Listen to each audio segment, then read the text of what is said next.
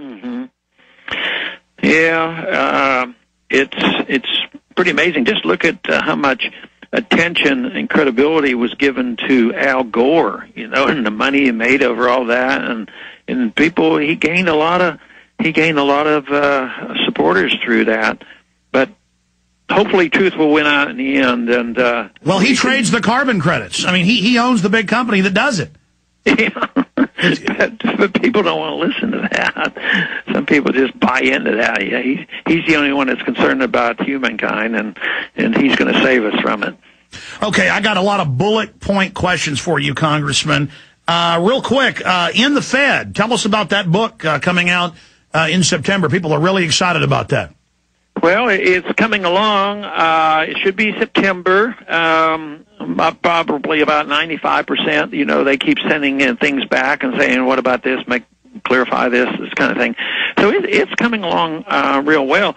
I was surprised how quickly they started promoting it. So there's been some real promotions, and Amazon, I guess, takes orders and things like that. I'd have been a little more comfortable to see the final thing in my hand, but that's the way they do things. But for every reason that I can see, it'll be out in September, and hopefully a little bit earlier, because I was arguing that I have a little bit more time in August than I do in September to go around and talk about it. But and this is a Sorry, go ahead. I said, but I think it's pretty exciting what's happening. The attention it's getting. Yeah, well, this is a manifesto against the criminal elite that run our country, the private bankers. So folks want people to have solutions and take action. Ron Paul's doing. I don't know how you do it. I mean, I'm writing a book right now. I'm making films right now. I do the radio show and I do the interviews. But I know you're on the House floor. You study the bills. You're always informed on the news when I talk to you. And I know you do interviews every day. I got to tell you, folks, Ron Paul probably works more than me. I think he's the only person I know who is more engaged against the New World Order and with family and everything else. I just don't know how you do it. So we salute you and love you. Okay, a bunch of quick questions now in the 14 minutes we've got left. Everybody keeps emailing me, calling, and just rabidly wanting to know, are you going to run for president in 2012? Well, I don't know that answer. So I would say that if I had to answer now, probably not. And it seems like it's a long time off. I don't know what the conditions are going to be like. So I'm not making plans for that. But to say that exactly what the future will bring, it's pretty difficult. But right now, I have no plans to do it. Okay, but things change. I mean, you were saying that before and didn't run, and people are saying you'd be how old? You'd be 76, 77? Something like that. I don't usually think about that too much. I think about how I feel. I think you're going to be young enough to run. I think you're in great shape. We need you, Congressman. We need you to run for president again.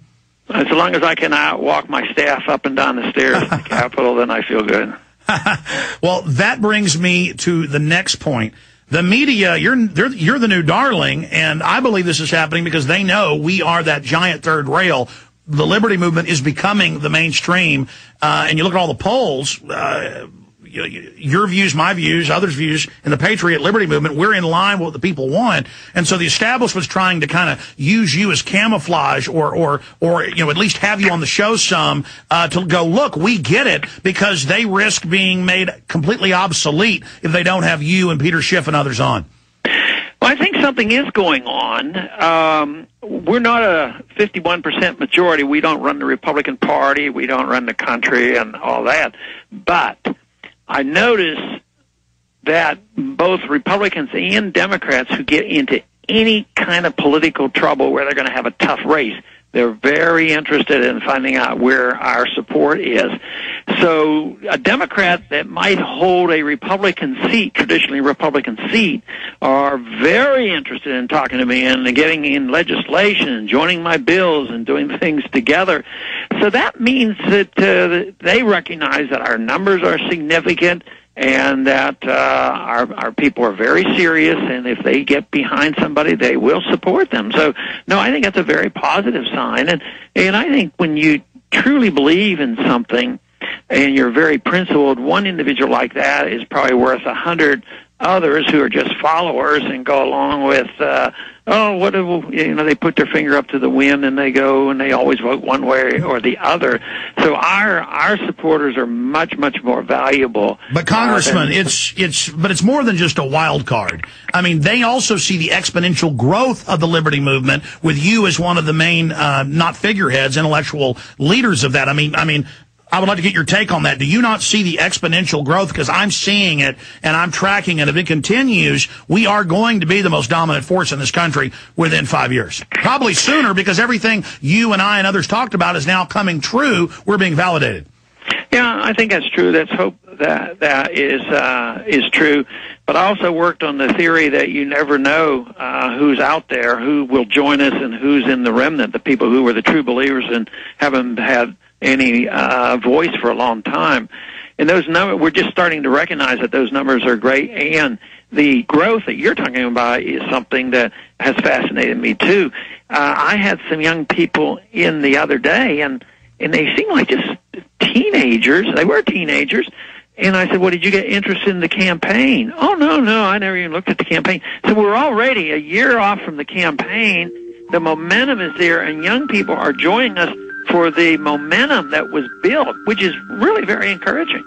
Absolutely. People at first got bummed out when you didn't win, and I said, wait a minute, folks. We gained a lot of ground. People now know the Federal Reserve is private.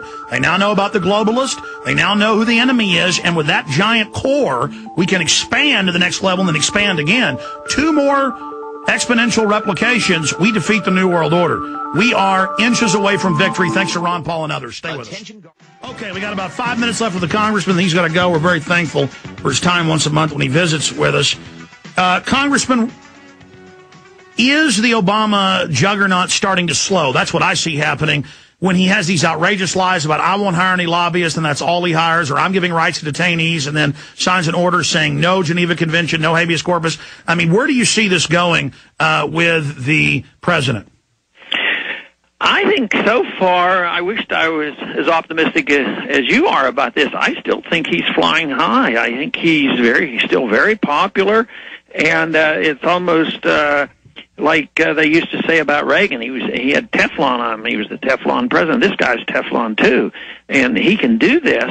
And logical people may be questioning this, but no, I sense there's a few in the Congress who are the real principled progressive Democrats who are very strongly anti-war. They see through some of this, but even if the people are so upset, and they're upset with the Congress and the economy and everything else, so far he's not getting much blame. But I think as time goes on, the more he does this, the more credibility he'll lose. So it's a big. I guess the real test will come on this will be next year. Next year's elections. The first congressional election after a president's elected is the big test. Well, Congressman, look how he comes out and says, "I'm getting rid of the Real ID Act." And then I read what Napolitano said. It says we're still going to have federalized state IDs. The feds will just pay for it now. Same thing. Yeah. Yeah, there's no doubt. He says he closes down Guantanamo. Well, it's not quite closed down yet, but he hasn't rejected rendition, sending him off and hiring some thugs in other countries to do the dirty work. And he is a strong believer in the state secrecy. On all those court cases, they're taking Bush's position on that. They want to protect the state, and it seems like even if they did believe one way. Or at least they say that in their campaigns. Once they're in power, it's the protection and the enhancement of power of the executive branch that always seems to be the case. But I put more blame on the Congress for this happening because we still have the responsibility and the authority. We have the purse strings, and we ought not to let them get away with this. But absolutely. We've been taught too long that we need a strong president. That's what they're absolutely. always arguing. Congressman, last question here, and this is key. I've got the Boston Globe Combat Support Battalion deployed to maintain order, Boston Marathon. I've got the Tennessee governor 2 weeks ago. If you're not aware of this, I'll send it to you, saying you can't run warrantless Army checkpoints on citizens. They did it anyways. We're the folks that broke the MIAC report and then the federal report and all these reports. People couldn't believe it when we first broke them, where the patriots are terrorists and the people buying guns are terrorists and the veterans are terrorists. Can you speak to that now, sir, and these top-off drills they're doing where they do practice putting us in sports stadiums, just overall, the reports, the troops, all of it? Well, I don't know the details as well as you do, but I know it's going on, and I know they use these as excuses. And it's always to build up fear, and when you get to people fearful, then they're more likely to give up their liberties, whether it's following a 9/11 incident or the potential Saddam Hussein that might have a nuclear weapon and all that stuff. So they build up the fear, and these events, you know, they'll make use of them, and they'll come in and say, look, there might be somebody there that's going to blow this thing up. That just means that our job is that much harder to do in waking up the people and making them realize that you shouldn't sacrifice your liberty. You're never safer by sacrificing liberty. I agree. This morning I was watching Fox, and they had the former CIA head of counterterrorism saying they think the Taliban have gotten a nuke out of Pakistan with no evidence, Congressman. That sounds like war talk. Yeah, no, that's the place. I think I started off the program by saying that's where my biggest concern is right now. And that's where we end it. Godspeed. God bless you, sir.